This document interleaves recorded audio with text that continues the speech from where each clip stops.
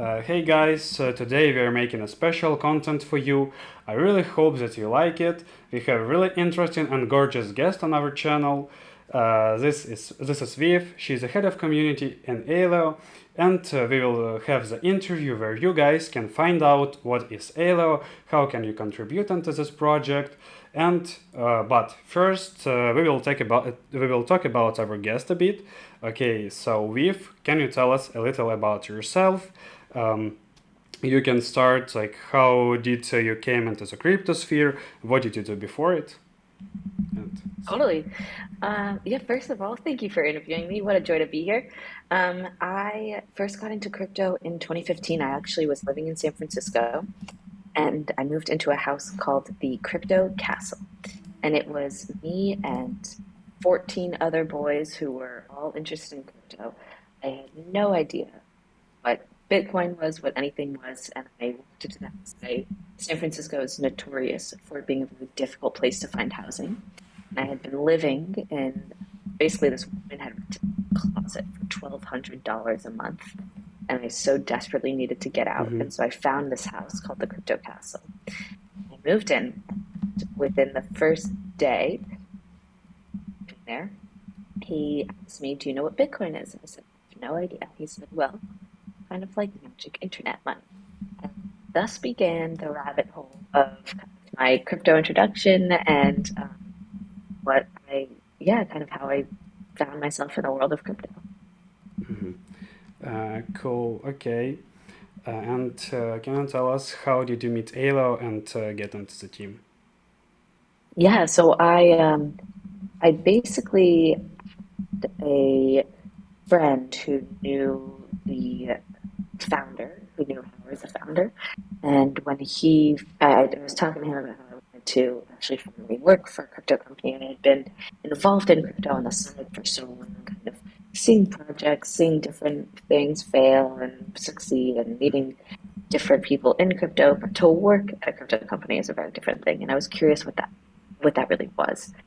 So my friend introduced me to the founder, and I read up about ALEO, and I was immediately intrigued. And then I spoke with Pruden, COO, and um, was just it was even more like kind of even more stoked to work with the team when I saw who the team was behind this product, because I think a lot of crypto companies have a product that then when you actually dig deep and find the team who's working behind it, it loses kind of its excitement, or maybe you're a little the product, and kind of the opposite happened with Aleo. So I read about Aleo, I was like, this is cool, this is hard. This is a very hard problem. I kind of more of the team, I was like, oh wait, I'm gonna be involved. Mm-hmm. Understand. Okay, and if it's not a secret, tell us what do you do besides Alo? Maybe like a little about your hobbies and life. Sure, my hobbies in life. I do a lot of improvisational comedy. I don't know if you guys know what that is, but basically you get up on stage with a team of, anywhere from like 6 to 8 people with nothing prepared, and you ask the audience for a word or a suggestion of like something they'd find in their pockets, and then they might say like a coin, and then you do basically a 20-minute set of random things and things that make you think of coins, and maybe do a scene with a penny factory or something, and you just kind of improvise on stage for 20 minutes. So I do a lot of that in my spare time. Mm-hmm. And yeah, I live in New York, so there's a lot of art to there's a lot of art to what's the word I'm looking for, to digest. There's a lot to see and see, so I tend to do a lot of that. Mm-hmm. Okay. Okay, it's so cool. And now let's talk about ALO. Firstly, just tell us what ALO is and like what technology does ALO bring in crypto. Totally. So Aleo is an L1 chain. I don't know the level of like knowledge of kind of who I'm speaking to, but basically L1 meaning it is its own blockchain. It's not a side chain. It's not an L2. It's not a roll up on Ethereum or anything like that. So you basically have a layer one blockchain, And the whole point of ALEO was that you can look at the crypto in totally. Yeah, basically Bitcoin was so you have an x-axis and you have a y-axis. Yep. Your x-axis, let's put programmability. On your y-axis, let's put privacy. So got to do this visually. So let's put a quadrant here. This is Bitcoin. Bitcoin is very low on the programmable aspect and the privacy aspect.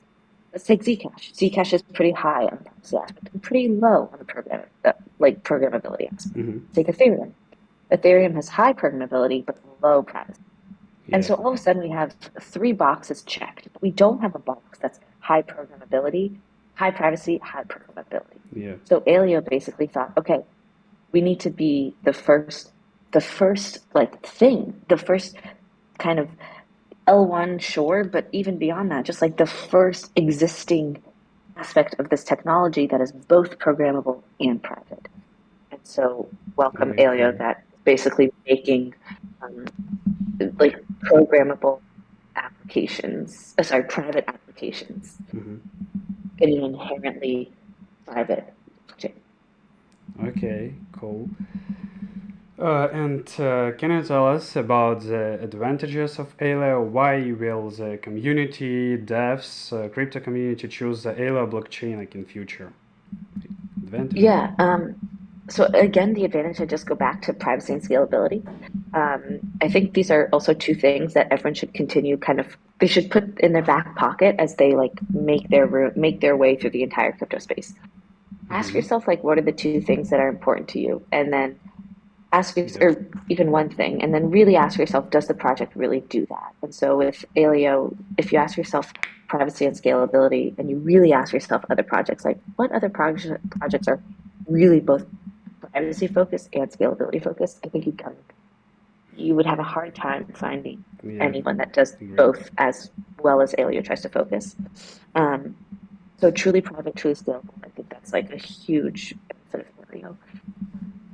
And then I think kind of if we look at like this also kind of from a user perspective, we can talk about like ALEO Studio IDE and the Leo programming language. And like basically the goal there is to put the power of ZK snarks or knowledge snarks, which are succinct, non-argumentative, something of knowledge, arguments of knowledge. Doesn't matter. Yeah. How do we basically put the power of those things in the hands of the average performer? Okay. So basically, like, how do we put the power of CK snarks? How do we bring that to the average programmer? Well, first, let's take Leo programming language. We created a programming language that's similar to programming languages that exist already, similar to Rust, similar to these types of programming and kind of ways of thinking that you have millions of programmers already in the world who know how to program. It's Web 2 programming. Yep. Web 3 programming, maybe you have 60,000 Solidity developers, nothing crazy. And that's certainly not a lot. And if there's anything that the world has shown time and time again, it's that convenience drives success, right? Like everything about Yeah. what you purchase and what you use and what you decide to spend your time on. If it is super inconvenient, you will stop. Look at IKEA furniture. IKEA furniture is so easy to create and build. That's why it is so successful. And it doesn't matter if you're dealing with a programmer or you're dealing with a non-technical person, it has to be convenient. Yeah, I agree with you. Okay, and next question will be a bit longer. A lot of people say that cryptocurrency equals decentralization, but in reality, this view is wrong. For example, about 10 companies mine over 80% of bitcoins, and two wallets hold over 90% of the Atom tokens. And the question is, when do you think the cryptocurrency will come to true decentralization, and how will ALEO achieve this? ALEO achieve this? Um, if I had an answer of when cryptocurrency would come to true decentralization, I'd be a billionaire. If I had like an accurate answer, I couldn't tell you. Yeah. And no one knows. And no one even knows when their own projects will achieve it. People have goals, but much like we have goals of when we want to launch mainnet, things get the Mm-hmm. beauty of crypto that you have to be on board with every single project is timelines are almost meaningless. And I think that's kind of the truth with a lot of the world, but it's so hard. It's so hard to be able to like nail down an exact time of, I mean, look Mm-hmm. at the merge. The Ethereum merge is happening today, Yeah. right? If Merge everything. and that's been on the table for the last like what 3 years, I want to say, something insane. So to Yeah. that I say, if I knew, I'd be a billionaire. Yeah. Okay, next questions. Will ALEO have bridges with other blockchains, and will it be EVM compatible or something like So this? it's not currently EVM compatible. In the future, who knows? And kind of along the same lines with other blockchains, again, like very much up in the air. Very much yeah, these things are being worked on. We'll put it that way. Right now, like as you probably know, we're in testnet. We're in a testnet Yeah. phase, um, and we're kind of in like phase one of testnet phase. And we're like right now, the big focus is just like get people to be able to deploy their applications on testnet 3, Yeah. and that's focus. Okay, I understand. And know that now all markets are down and it's not a good situation in the economy. But have you been affected in any way by the bear market in ALO? Oh, no, I mean, not really. I think the bear market is just actually a kind of a blessing in disguise for a lot of crypto projects. I think that especially I'm on Discord for a lot of my day, and I see a lot of like Discord farmers, we'll call them, people who kind of like hop to different projects and just see where they can get tokens, and then they leave, and then they come, and then they leave, and they're very good at their job, and they're very good at convincing you that they're going to stick around, and then they leave. And in bear markets, they really leave and they don't come back. Yeah. And I think it's really nice actually to kind of weed out the projects and the people that are just not serious about the technology. And I say this also from like a personal perspective too. My friend once told me like, Viv, don't ever play the markets. You will not be able to handle it. And I was like, that's so true. I would be way too much of an anxious wreck to be able to guess the crypto markets and sell at the high and Yeah. buy in the low dip, whatever. Like if you're not thinking about this on a 10-year horizon, do not think about this at all. I understand. Yeah, I agree with your opinion totally. Okay. I hope this information was interesting about ALEO for you guys. And now let's talk a little about the community, partnership, and important events in ALEO. And like first question for you as a head of community, how can you estimate like our work, community work? Totally. Yeah, I think about this problem a lot. I, we have 33,000 people on this Discord. Yeah, I know. And I think, yeah, I think we probably have good work from a few hundred people, and we probably have exceptional work from 20 people. I don't think it's necessarily fair for me for me to expect exceptional work from the majority of people, but I certainly want to expect some work. And the reason is because I think time can be wasted on Discord to an enormous degree. You can just read through discussion threads. I'm looking at my Discord right now. It's an absolute mess. It would give anyone anxiety. And, I could just spend my days like reading these things, reading these different channels. And the important thing that like when I see like people do really great work, the great work I see are people who like deeply understand what the project is. And the only way to do that is to like ask yourself the questions that then are going to force you to Google, that then are going to get you to the reason why you can't figure out the Mm, answer for this, right? yeah. It can't like I think there's the good work is people who see the stuff and they basically regurgitate that same information to the world. That's good. We need that. We need to share what ALEO is about. But the amazing work is the people who ask themselves the questions and then come back to me. They're like, Viv, why did I not find an answer to this specific thing? And I'm like, dang, good question. I didn't even think to Google to that far of an extreme. Hmm. That's kind of the work when I see that I'm just like, I'm really inspired by. Okay, cool. Understand you. And what development awaits the ALA community in the near future now that in a week it will be new ambassador recruitment and what else? Yes, so for our ambassador program, we have maestros and apprentices, and we just launched a new group called Voyagers, who are in between the maestros and the apprentices. And that's if you want to become a Voyager, you have to have been apprentice previously, and I'll be kind of announcing the people who are just going to shuttle into the Voyager group. A big focus for me is I want the ALEO Ambassador program to be like the path of least resistance out of all of the ambassador programs for crypto companies. And I'm trying to do that by managing it all on the Discord, which is a very difficult task. But I see a lot of projects like I won't, Hmm. I could name them, but I won't. But I see a lot of projects who have like a Notion hub for their ambassadors, and then they have this hub for their ambassadors. And like I'm already exhausted just reading about it, and I manage ambassadors all day. So it's like I want it to be so easy for someone to be an ALU ambassador, to know what kind of content they want to upload, what kind of things they want to share, and where to find people to do it as well. Because I think ultimately, one of the most beautiful things about these programs really is the connections that people form with one another. You guys are all in this server for a reason. You guys probably all have some underlying thing that is of interest to all of you. Hmm. And hopefully those interests expand beyond, whatever.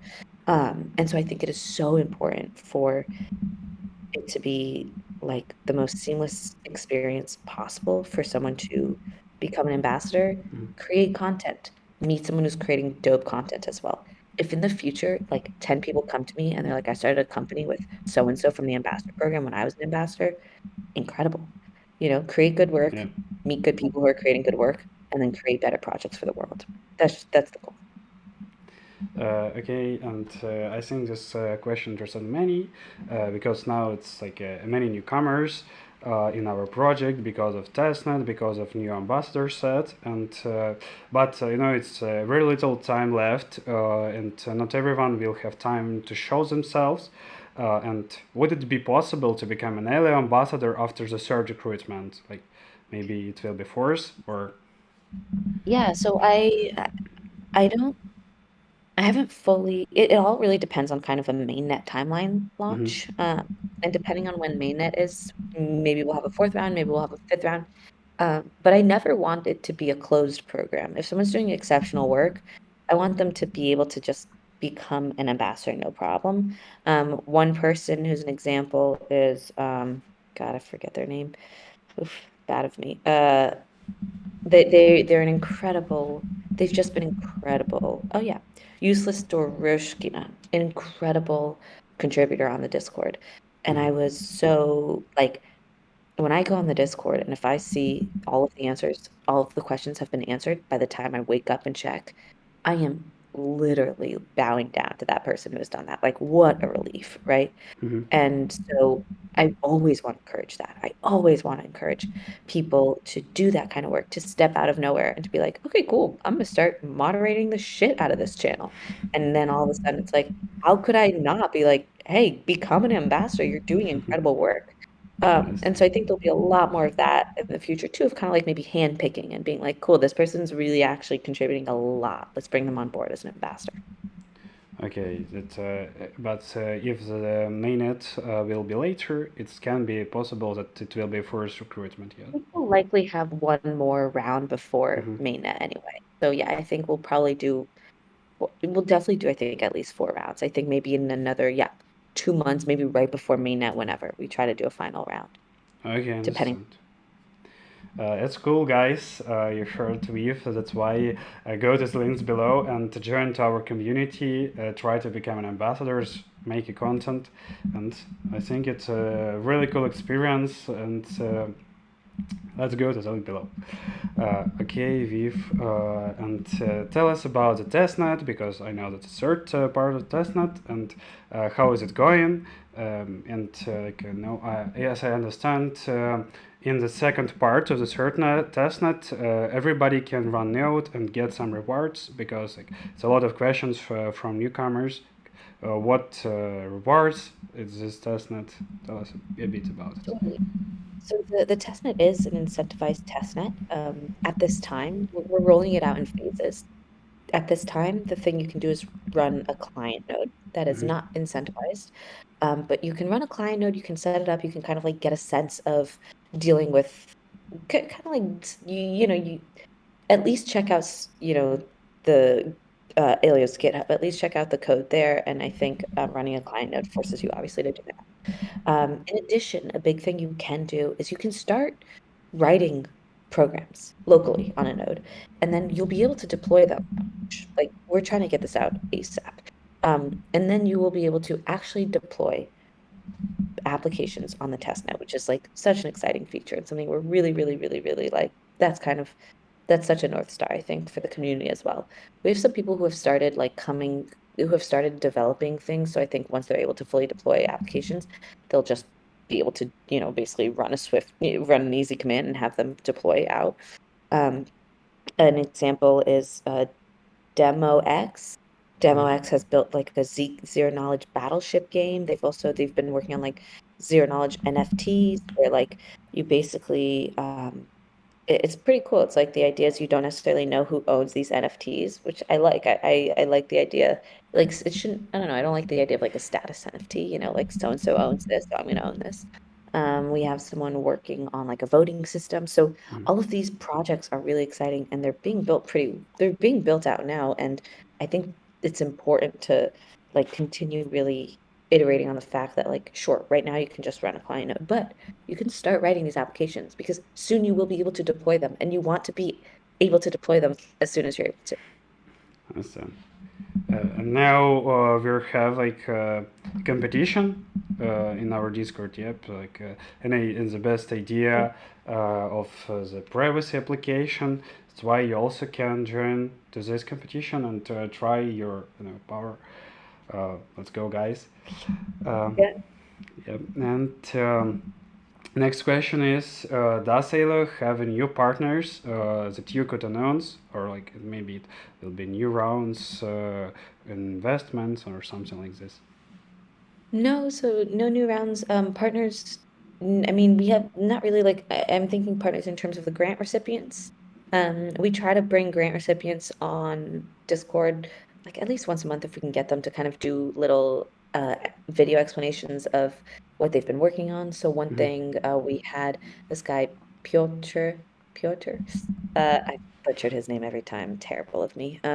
Who came and talked about like a wallet that he had been building and stuff like that. So we have a variety of people come on and basically discuss these things. Yeah, I think uh, I think the grants are a good place to go to like understand kind of what we're looking for more building and stuff.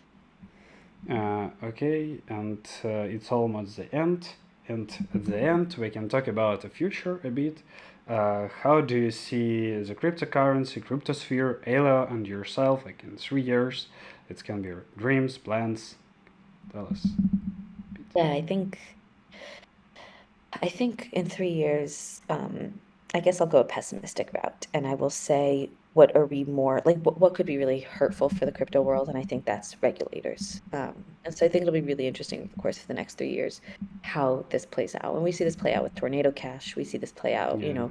kind of all across, where even the fact that like, Tornado Cash had to take down their GitHub, like Mm-hmm. kind of where you start to get into the interesting line of free code, free speech, free, all of these things kind of start to Yeah. muddle together.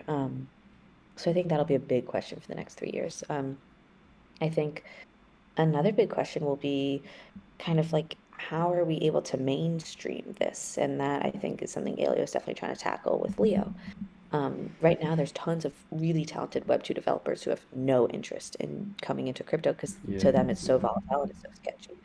If people aren't building, there's no future. So, do we, are we going to enter a world where people are actually building quality things, or are we going to enter a world where actually people start to build worse things? And also, like, funding, VC money, is that going to dry up for crypto?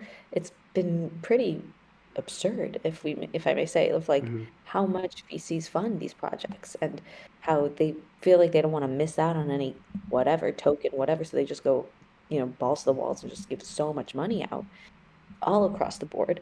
Is that going to continue happening in 3 years? If it doesn't happen, maybe that's not the worst thing, because maybe now all of a sudden you have more of a reason to really focus on projects that are really building. So the real question I think is going to be like, can we make this a convenient thing for people around the world to hop Yeah. onto, engineers and non-engineers alike? And where does this put us in the world of regulators? I agree with you. Um, and at the end of the end, the short blitz questions, like 3 questions. Your top 3 crypto projects Like for other now. crypto projects. God.